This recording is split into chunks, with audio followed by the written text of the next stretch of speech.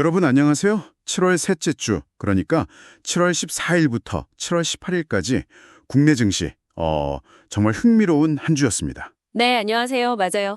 좀 엇갈리는 모습이었죠. 네, 코스피는 살짝 쉬어가는 그런 모습이었는데 코스닥은 특정 테마 중심으로 아주 그냥 뜨거웠어요. 그렇죠. 그래서 지난주 시장의 이런 열기, 또 숨고르기 속에서 우리가 다음 주를 위해 뭘 좀 주목해야 할지 핵심만 쏙쏙 뽑아서 분석해 보겠습니다. 네, 코스피하고 코스닥이 이렇게 좀 다른 길을 간 데는 분명한 이유들이 있었습니다. 어떤 이유들이었을까요? 일단 코스피부터 보면요. 미국 증시는 괜찮았거든요. 근데도 그동안 좀 많이 올랐다는 부담감 때문인지 개인 투자자분들이 차익 실현 물량을 좀 내놓으면서요. 주 후반에 3,188.07선에서 마감했습니다. 한 0.13% 정도 소폭 하락한 거죠. 외국인하고 기관은 계속 샀다고 들었는데 그런데도 지수가 빠졌네요? 네, 맞아요. 외국인은 7거래일 연속, 기관도 이틀 연속 순매수했는데 지수 하락을 막기엔 좀 역부족이었던 것 같아요. 어느 쪽이 좀 특히 부진했나요? 아무래도 금융주요, 특히 보험, 은행, 증권 이쪽이랑 지주사들 이쪽이 좀 약세를 보였고요. 금융이랑 지주사. 그리고 SK 하이닉스도 그 골드만삭스 투자 의견 하향 조정 소식 있잖아요. 그게 계속 좀 영향을 미치면서 힘을 못 냈어요. 그렇군요. 그럼 전반적으로는 그냥 좀 숨고르기, 매물 소화 이렇게 보면 될까요? 네, 맞습니다. 상승 후에 잠시 좀 에너지를 비축하면서 매물을 소화하는 그런 과정이었다. 이렇게 해석할 수 있겠습니다. 반면에 코스닥은 진짜 분위기가 완전 딴판이었어요. 그랬죠. 단연코 2차 전지하고 리튬 관련 테마였습니다. 역시 2차 전지 리튬? 네, 에코프로비엠이 한 주간 9% 넘게 오르고요. 에코프로도 한 4% 가까이 상승하는 등 아주 강한 모습을 보였습니다. 와, 9%, 4%. 심지어 리튬포스하고 하이드로리튬은 상한가를 기록하기도 했고요. 상한가까지요? 네, 여기에 또 미국에서 스테이블 코인 법안 통과 기대감, 이것도 좀 보탬이 됐고요. 개별적으로는 페트론 같은 종목이 5거래일 연속 상승하는 등 특정 테마하고 종목에 에너지가 확 집중되는 모습이 아주 뚜렷했습니다. 와, 정말 특정 테마의 열기가 대단했네요. 그럼 이번 주 시장을 이렇게 뜨겁게 달군 테마들 조금 더 자세히 들여다볼까요? 역시 리튬 얘기부터 해야겠죠? 네, 맞습니다. 뭐니 해도 리튬, 2차 전지 테마가 가장 주목받았습니다. 네. 일단 중국 리튬 선물 가격이 3개월 만에 최고치를 찍었고요. 이게 좀 분위기를 띄웠는데 결정적으로 미국 상무부가요.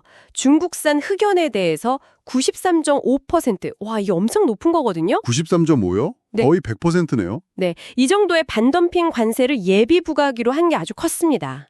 공급망 재편에 대한 기대감이 그냥 폭발해버렸죠. 이게 그냥 관세 때리는 걸 넘어서는 의미가 있나 보네요. 단순한 관세 부과를 넘어서 중국 중심의 공급망에서 좀 벗어나려는 그런 글로벌 움직임을 더 빠르게 만드는 신호다. 이렇게 읽히면서 국내 관련 기업들한테는 이게 큰 기회가 될 수 있다. 이런 분석에 힘을 얻은 겁니다. 그래서 리튬 포어스, 하이드로 리튬, 또 EV 첨단 소재까지 상한가를 가고 포스코 퓨처엠은 무려 19% 넘게요. 네, 19% 넘게 급등했죠. 와, 대단하네요.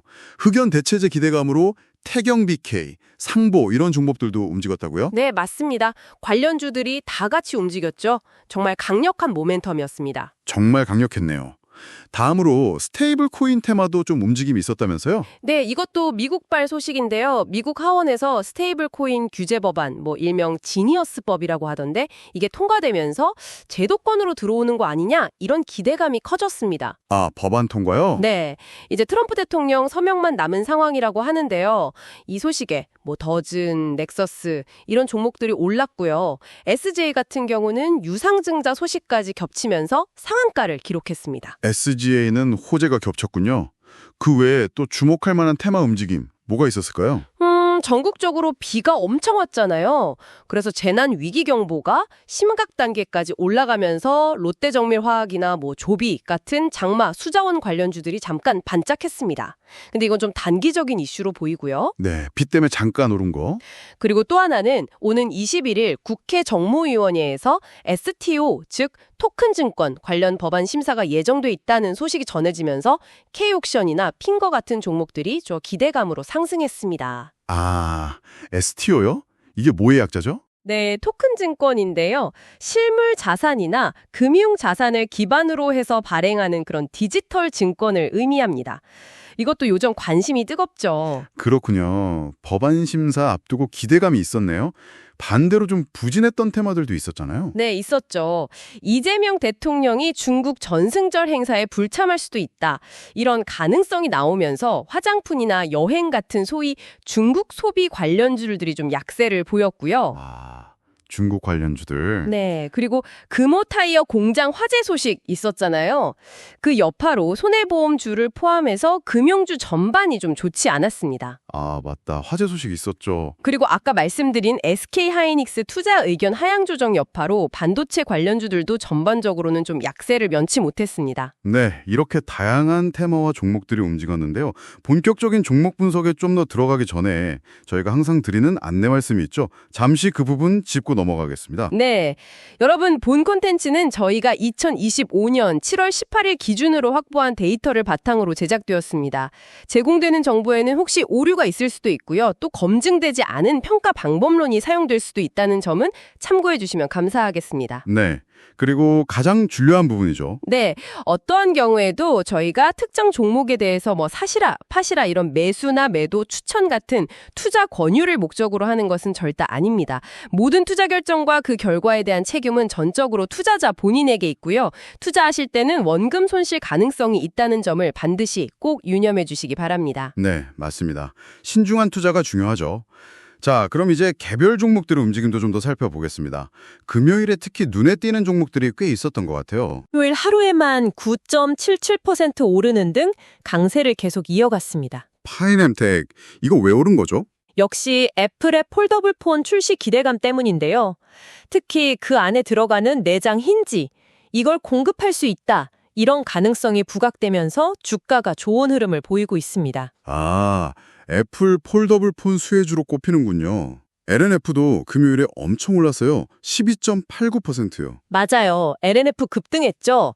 이거는 증권사에서 보고서가 하나 나왔는데 LNF가 중국산에 제외한 LFP, 즉 리튬 인산철 배터리 수요 증가의 최대 수혜주가 될 거다. 이런 분석을 내놓은 게 아주 긍정적으로 작용한 것 같습니다. LFP 배터리요.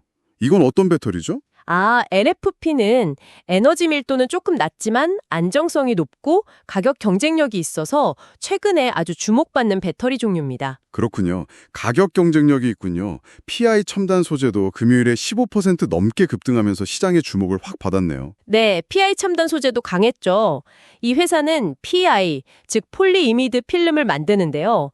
최근에 스마트폰에 탑재되는 온디바이스 AI 기능이 확대되고 있잖아요. 네, 그렇죠. 그리고 또 폴더블 폰 수요도 늘어나고 있고요. 그래서 이 PI 필름 가격이 앞으로 오를 거다. 이런 기대감이 주가 상승을 이끌었습니다. 와, 정말 개별 종목들도 모멘텀이 확실한 쪽으로 움직이는군요. 지난주 시장 흐름을 보니까 정말 옥석 가리기 이게 중요해진 것 같습니다. 맞습니다. 이런 상황에서 다음 주를 위한 매매 전략 어떻게 가져가면 좋을까요? 저희가 지난주 그러니까 7월 14일에 제시했던 전략을 한번 복기해 보면요.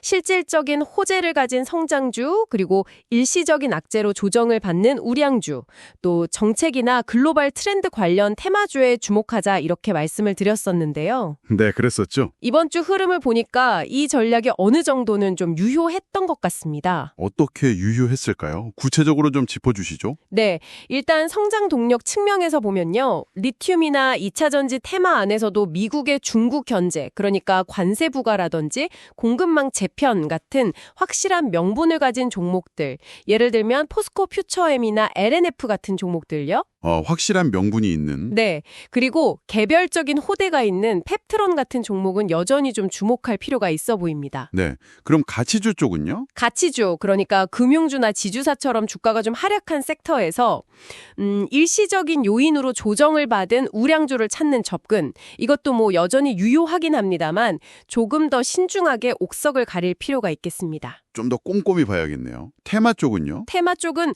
다음 주에 있을 STO 법안 심사 같은 정책 이벤트, 그리고 리튬이나 흑연 공급망 변화와 같은 글로벌 트렌드는 계속 지켜봐야 할 것 같습니다. 폴더블 폰 관련 테마도 마찬가지고요. 마지막으로 리스크 관리는요. 네, 리스크 관리 중요하죠. 다만 리튬 관련주처럼 단기간에 너무 급등한 테마는 언제든지 변동성이 확 커질 수 있으니까 좀 주의가 필요합니다. 지금처럼 종목별로 차별화가 심할 때는 더욱더 신중한 접근이 중요하다고 말씀드리고 싶네요. 네, 알겠습니다. 정리해보면 7월 셋째 주는 코스피는 좀 숨을 고르고 코스닥은 뜨거운 테마 장세가 공존했던 그런 한 주였네요.